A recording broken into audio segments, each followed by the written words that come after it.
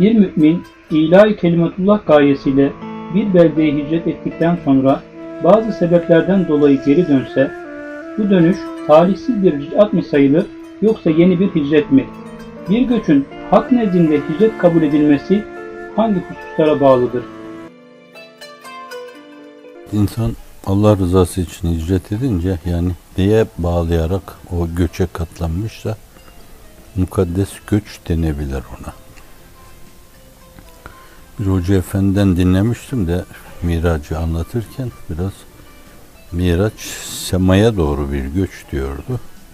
Hicret de bir yönüyle onun iz düşümü, yerde bir yerden daha önemli, muradi ilahi olan ufka bir göçtür diyordu.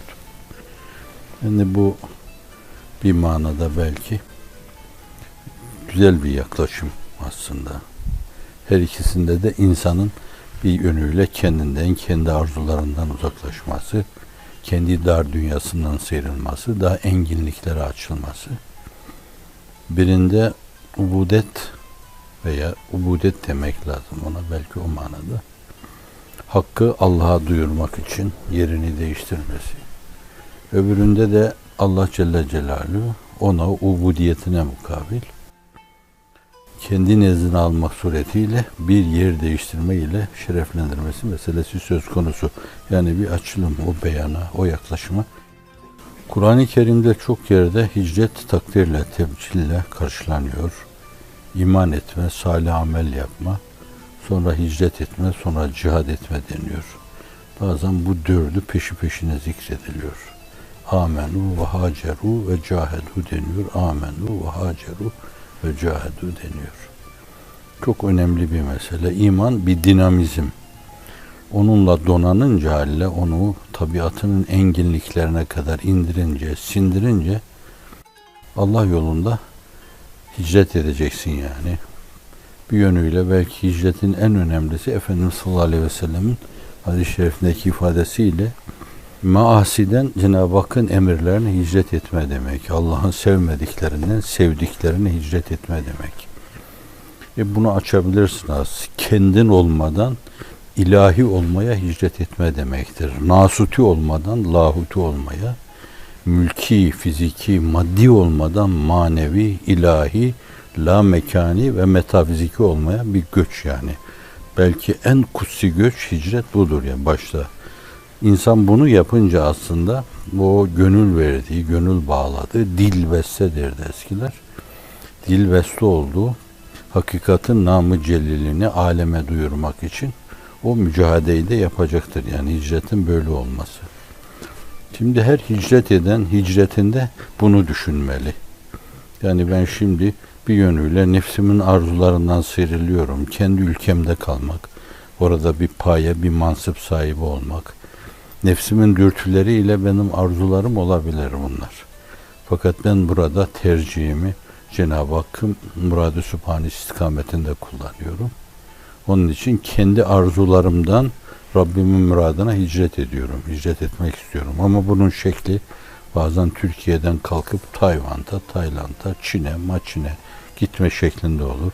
Bazen Türkiye'nin içinde yer değiştirme şeklinde olur. İstanbul'dan, İzmir'den kalkarsın, Batman'a, Şırnak'a gidersin, Diyarbakır'a gidersin. Biraz da meşakkatli yerlere gidersin, oralarda kendini hizmete verirsin. Bütün bunlar Allah içinse hep kendinden sökülme, kendinden kopma, senin adına olan şeyleri ayaklarının altına alma, onun muradı sübhanesine uygun olan şeylere ulaşmaya çalışma. Tabiri diğerle kendi arzu, istek ve kaprislerini ayaklarının altına alma, murad-ı sübhani ufkuna ulaşmaya çalışma. Onu merdiven olarak kullanma, organ olarak kullanma, vesile olarak kullanma, ona yükselme. Yani onu da yine geniş manasıyla ele almak lazım. Mühaceru diyor, hicret etme mevzu. Bir taraftan şahsi hayatı adına bir insanın sığlıktan derinliğe göç etmesi böyle. Kendiliğinden esas lahuti olmaya göç etmesi, ilahi olmaya göç etmesi ve bunu bir yönüyle de namı celil-i ilahi aleme duyurmak suretiyle taçlandırması çok önemli bir şey. Hani bu işi temelde öyle tabiatına o enginlikle mal etmiş, sonra hicret etmiş filan. Şu o zorluğuyla böyle öne sürersek, insanların karşısına korsak, ben böyle yapmamıştım, hicretim hicret değil mi? Bazı ibadetler var da değişik vesilelerle arz ediyorum. İstidradi, yani bunların başlangıcında niyet etmek esastır. Öyle niyet etmek esastır. İşte ben buna niyet ettim. Mesela namaza, Hanefi fıkhına göre onu telaffuz etmek de müstahap aynı zamanda. Neveytü en usalliye salatel asr diyorsunuz bugün. Evet. Namazın bidayetinde böyle bir niyet esastır bu. O niyet olmasa namaza girmiş sayılmazsın. Tekbir aldıktan sonra niyet edersen namaza girmiş sayılmazsın. Onun başında olması lazım. Oruçta biraz daha oynar bu mesele. Bazı fukahaya göre ta imsak vaktinde, bazılarına göre kuşluğa kadar da o gün oruca niyet edebilirsiniz. Orada ihtilaflı mesele ama namazda öyle bir şey yok. Hatta Şafii ve Maliki Hazretlerine göre abdestte de öyle niyet. Abdestin başında da niyet etme. Hatta Zuhali diyor ki abdestle niyet Hanefi fıkhına göre yüzü yıkarken niyet etme, yani aklından abdest aldığını geçirme, kalbin kasti, esprisini ortaya koyma diyor. Fakat o diyor ki ihtiyaca giderken, ıtrahata giderken daha baştan niyet edilirse diyor burada bana çok iyi geliyor o. O arada çektiği sıkıntılar, bütün meşakkatler, abdest hazırlığı adına, namaz hazırlığı adına yaptığı her şey bir yönüyle ibadet yolunda olduğundan dolayı hepsi ibadet olur diyor. Böyle bir yaklaşımı var o Hazretin. Bunun gibi. Fakat bazı şeyler var ki onların bidayetinde insan niyet etmesi şart değildir yani. Bu içinde de edebilir. Keşke baştan yapsa. Mesela diyelim Amerika'ya hicret ediyor. Ta baştan niyet etse, Allah'ım ben senin için hicret ediyorum. Kendimden sana doğru yürüyorum. Kendi muradımdan sıyrılarak muradım olan sana doğru yürüyorum dese, bu defa taksiye binse, o taksiyle giderken taksinin yaktığı gaz onun defteri hasenatına kaydolur. Uçağa biner, orada verdiği şey defteri hasenatına kaydolur. Hususi odaya, hücreye alınır, istintak edilirse kim bilir mahşer hesabında istintakattan o kadarını düşürürler. Sen bu kadarını o işin vermiştin derler. Hicret yolunda olduğundan dolayı.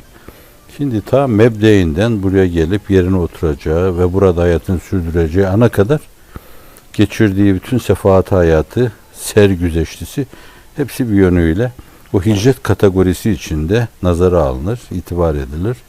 Onlara göre hep onlar birer değer hanesine yazılır Allah'ın izni inayetiyle. Ama onu yapmadı yani. Neyse ki dünya için geldi buraya. Ben burada işte halı alayım, kilim satayım diye geldi burada veya tuğla alayım, biriket satayım falan diye geldi. Evet, fakat burada de işte ya bunun içinde buraya koskocaman bunca mesafe kat edilip Türkiye gibi güzel bir ülke, cennet gibi bir ülke, kim bu cennet vatan uğruna olmaz ki feda diyor Akif. Yalan mı söylüyor? Terk edilmez şu ülke der burada. Ben niyetimi değiştiriyorum arkadaş. O değil benim niyetim. Bundan sonra gider burada abla hocanın karşısına dikilir, der ki hocam ben buraya böyle gelmiştim ama niyetsiz boş gelmiştim. Yani çantam mantam yanımda değildi benim. Malezime ile gelmemiştim buraya. Fakat şimdi niyetimi değiştiriyorum. Ben burada hizmet için kalacağım. Bana bir sorumluluk tahmin eder misiniz lütfen? İşte o andan itibaren kim bilir o bizim bazı şeylerde makabline şumulu, geçmişe de işler mi filan, onlar sizin insanların kafasından çıkan kurallarınızın, kanunlarınızın şeyi, gereği. Allah Celle Celaluhu geriye de işletir, ileriye de işletir. Makabline de şumullü kılar, mabadine de şumullü kılar yani. Bu açıdan öyle de niyet edebilir bu mevzuda. Niyet çok önemlidir yani. İşte ben kendimi bu işe adadım, ben bu yolun yolcusuyum deme ve ciddi bir vefa hissiyle o işe bağlı olma önemlidir burada. Bunu arz etmek için dedim bunları. Evet, vellezine haceru hicret ediyorlar diyor. Şimdi buraya geldikten sonra elden geldiğince insan tavzif edildiği yerde veya kendisi seçerek, söyleyerek işte ben falan yere hizmete gidiyorum dediği yerde kalmalı orada. Sonuna kadar kalmalı. İcabında ölmeli orada. Ashab-ı kiram hep arz etmeye çalışıyorum ben. Hani dün de söz konusu oldu. 100.000 sahabeden bahsediliyor. Tabakat kitapları diyor. O Medine-i Münevvere'nin mübarek tek mezarlık mı demek lazım ona? Mezar kelimesi çok hakaret olmuyor. Yani ziyaretgah, ziyaret güzergahı demek oluyor. Herkesin uğradığı, tebcil ettiği, gafarallahu lena ve lekum ecmain dediği, Allah sizi serfiraz kılsın dediği bir yer. Yani bu yönüyle öyle dediler ama oraya kadimden bu yana Selefi Salih'in Baki Garkat demişler.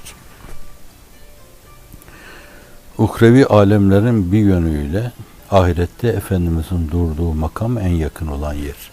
Havz-ı Nebi'ye en yakın olan yer. Kendi ifadelerinden bunları çıkarıyoruz. İlk defa oradakilerine şefaat ederim diyor.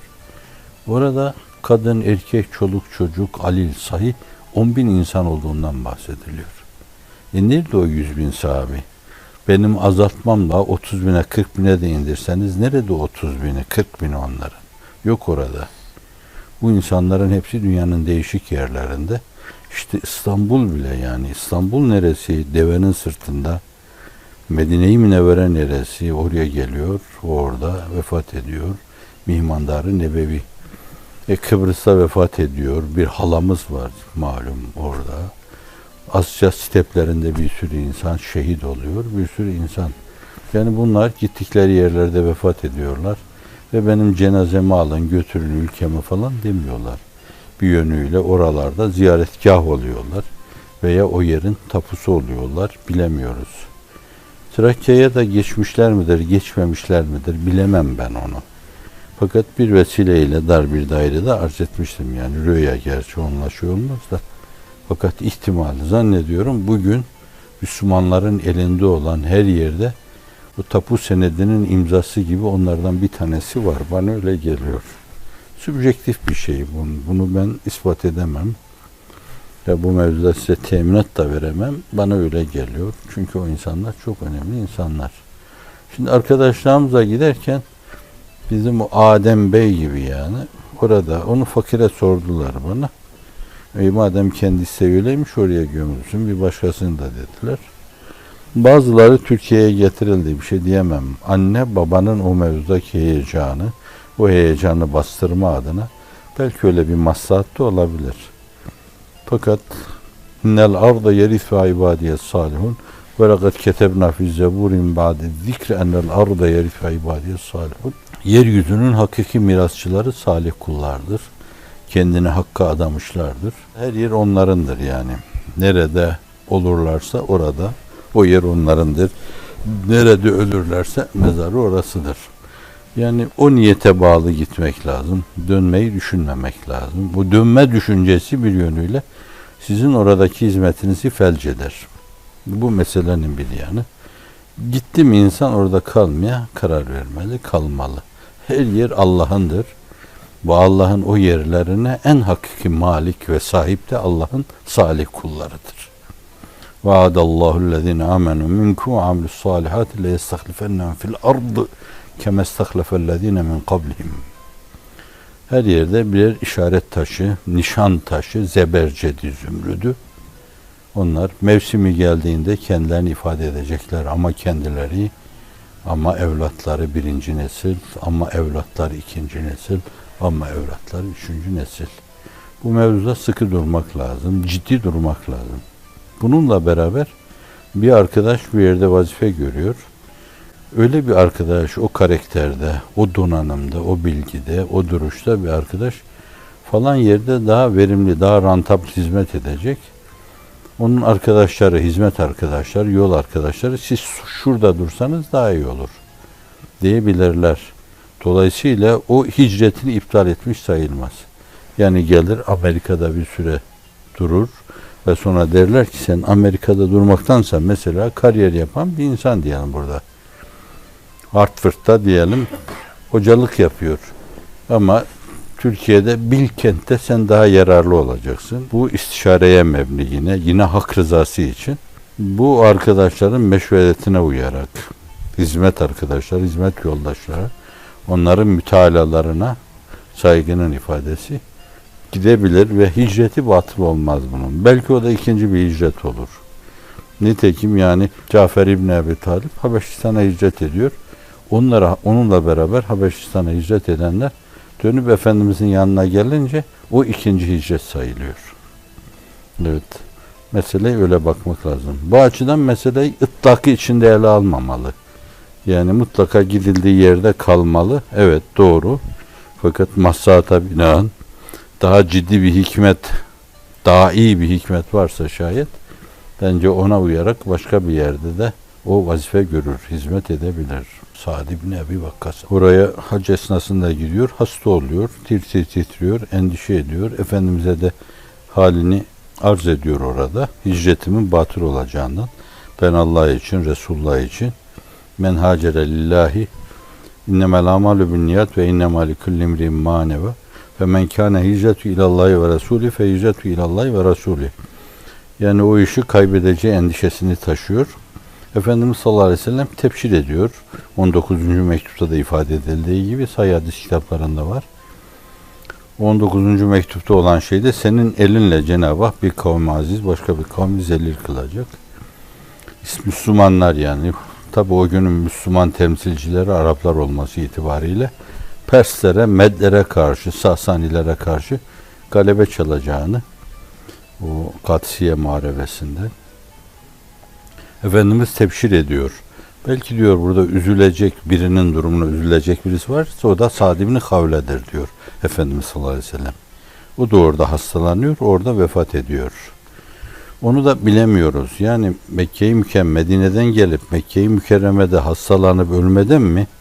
Yoksa o mübarek zatın sahabenin içinde onların duygularını, düşüncelerini sorgulama adına açılım açısından tarafımızdan böyle olumsuz bir müteala ortaya koymadan da ürperdiğimi ifade etmeliyim yani.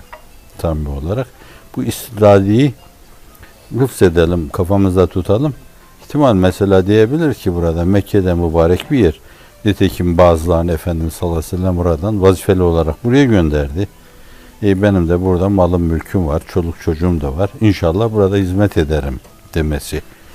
Bu öyle bir tavzif ve tavsiyenin dışında, bir yönlendirmenin dışında kendi içinden geçtiğinden dolayı ve o hicretin ne kadar gitmiştir bilemeyiz. Yani o hicretin Medine'de kalmanın. Bir başka mesele de var yani Medine'de kalma öyle bir tavzif olmazsa çok önemlidir. Efendimiz sallallahu aleyhi ve sellem Medine onlar için hayırlıdır ama onlar başka yerleri seçerler diyor.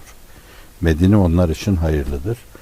Çünkü bir yönüyle o Ravdatun min riyadil cennet deniyor. Efendimiz sallallahu aleyhi ve sellemin mübarek merkadının bulunduğu yere. Cennet bahçelerinden bir bahçe o.